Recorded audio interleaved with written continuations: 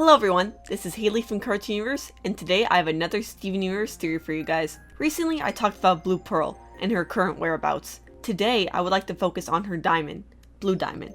As I'm about to explain, there is so much more to her than just being one of the leaders of the Diamond Authority. This is an expansion on the video I made recently about the current whereabouts of the diamonds, especially Blue Diamond. To start off with some analysis, Blue Diamond has been an imposing yet mysterious presence in the show. In stark contrast to Yellow Diamond's room, which is bare with nothing to hide, Blue's motif is shrouded in a lot of secrets. For one, we have her palanquin, which is a visual barrier between her and her court. Even within the palanquin, there are drapes and curtains to distance her further. And beneath that all, Blue Diamond is depicted as having a veil that covers almost all of her face. Blue is one of the big figures of Homeworld.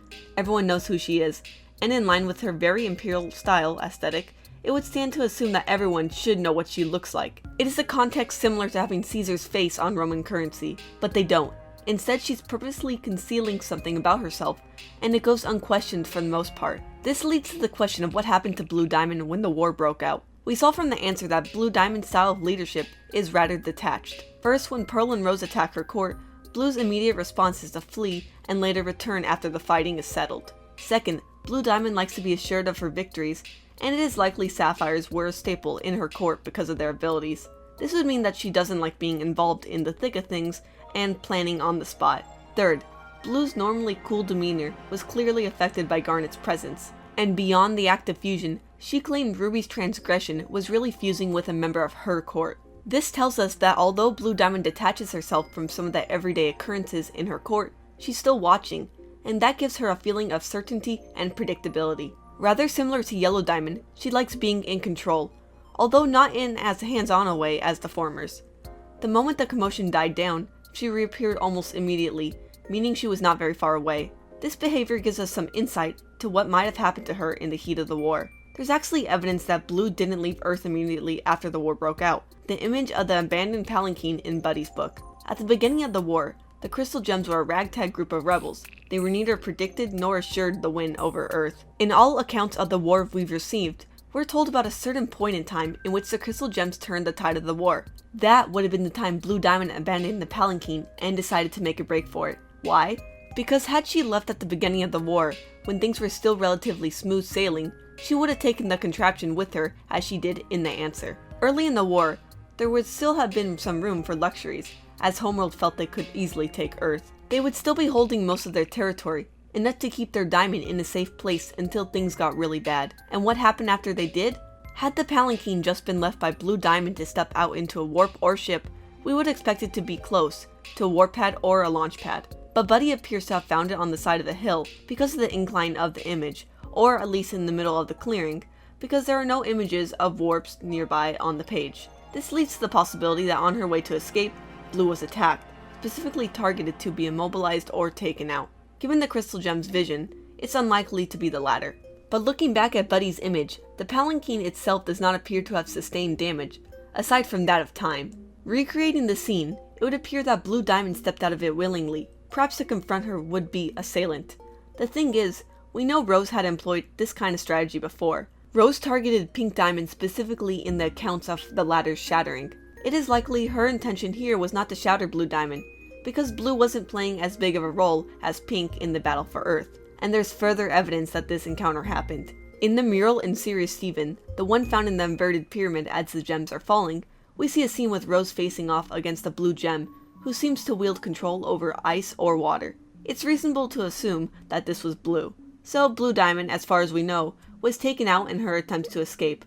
Her defeat is something the gems knew about. It was publicized enough that the gems included it in a mural in the giant ziggurat tomb. That would support the idea that the gem fighting Rose was someone important enough for this flamboyant temple. Coming from the mural, another question is opened up. Why does this character not match up with what we know of Blue Diamond's aesthetic in the answer and in the other mural in the moon base? This gem has a slimmer build, spiky hair, and none of the flowing lines, whereas the image of Rose perfectly captures her curls, her billowing ball gown, and her fuller build. Also, the blue gem here looks more like the moon-based mural depictions of white, yellow, and pink diamond, with white even holding something at chest level, the way moon diamond-based white diamond is. Coincidentally, there are ziggurat mural depictions of two other characters with the same spiky hair, build, and inverted triangles in the colors of yellow and white. This reinforces the idea that a showdown between Rose and Blue Diamond happened at one point. It could very well be that the mural artist tried to unify the look of the four diamonds more, so they would stand in sharper contrast to Rose. Another possibility is that we're seeing Blue Diamond without the veil. The diamonds would then be similar in aesthetic, and given this moment was the final face-off between the two, it's likely that Blue Diamond shed her veil to fight Rose head-on. At this point then, we need to ask, why the need for all of this secrecy? The other diamonds don't seem to be hiding their aesthetic. For instance, Yellow Diamond is easily recognizable in both the Moon Base mural and the Sirius Steven mural. Here's a thought. Shrouded Blue's aesthetic is very similar to particular gems, one we've already seen depictions of, the Moon Goddess statue. It is very likely she was a real gem. The Moon Goddess statue is associated with the Lunar Sea Spire, of which Lunar is a great part. Something else about the Lunar Sea Spire is that we see a fusion of two different types of gems, shown by a gem with 4 arms, meaning that a gem fusion of this sort is not an alien concept for Homeworld. In Cheeseburger Backpack, there are statues of gems with 4 arms, one even with a veil. These extra limbs don't occur when gems of the same type fuse, as that forms a bigger version of the gem. And these statues are proudly displayed, both in the building and in Pearl's holographic projection in the episode. It would explain why Blue wasn't fazed when Garnet first appeared, the way the rest of her court was awestruck and settled onshore exclamations. The Lunar Sea Spire is an area heavily associated with Blue Diamond because of the color scheme, in the same way that Sky Arena and Alpha Kindergarten is associated with Pink Diamond. This would mean that upon reaching the safe space that was the Sea Spire, Blue Diamond would assume the character of Moon Goddess and fuse with her corresponding Sea Goddess to form the fusion, who was worshipped by the inhabitants of the Spire. Speculating to whom Blue Diamond's possible fusion partner was is something that will not be discussed in the meantime, because there's still another loose end. How did the Homeworld gems know the fight took place if it was in such a secluded area? There is one gem who may hold the key to the answer, someone in the know of everything that Blue Diamond did. Now I'm going to talk about a gem that I previously mentioned, Blue Pearl.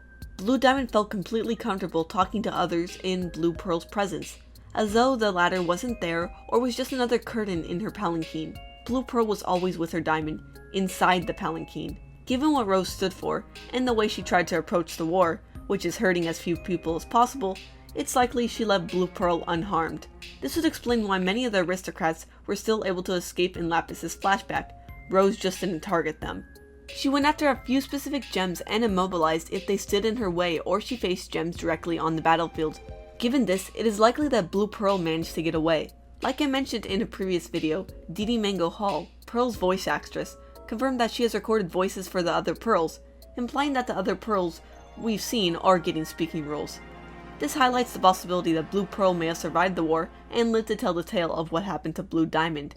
Then, that brings up the question, what then happened to Blue Diamond? Again, in canon, we've seen a gem with the same color and cut. The gem embedded in the lighthouse in Horror Club has the diamond-shaped and flat top of a classic diamond. This gem is immensely powerful, able to control things outside herself, like the scarecrows, even without a physical form. This same gem can project scenes and memories. And following the idea that Rose refused to shatter anyone else, embedding her somewhere she thought no one would find her would have seemed like a good idea. In fact, Rose's marker is present in the lighthouse.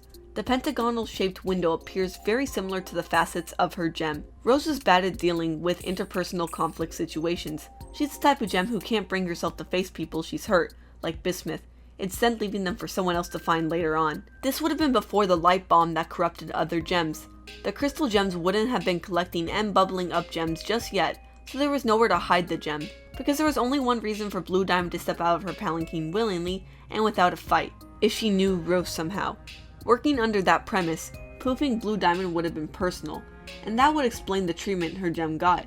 That Rose had a lighthouse built for her showed some kind of respect and care she put into keeping the former's gem, and at the same time, she would rather be close to the cave that the crystal gems resided in. At the same time though, it shows that Rose believed that this is an ugly part of her past, something else to keep hidden, another parallel to Bismuth. And this is why the gem in the ziggurat, very similar to White Diamond, and likely her, was able to have a Homeworld style tomb built for her. But Blue Diamond's is seemingly missing. She was there all along. So that was a theory regarding Blue Diamond. As always, leave your thoughts about this one in the comment section below. The writer for this video was Poet of the Piano. I would also like to thank a few new Patreon supporters. Jerry, The Fan Within, and Farhad. We are almost to our first Patreon goal. Once we reach it, we'll start interviewing voice actors, as well as other people who are in the animation industry about their work. Tell us who you would like to see us interview first, and help us reach this goal by becoming a Patreon supporter. Even the smallest donation will get you a shout out. And with that, thanks for watching!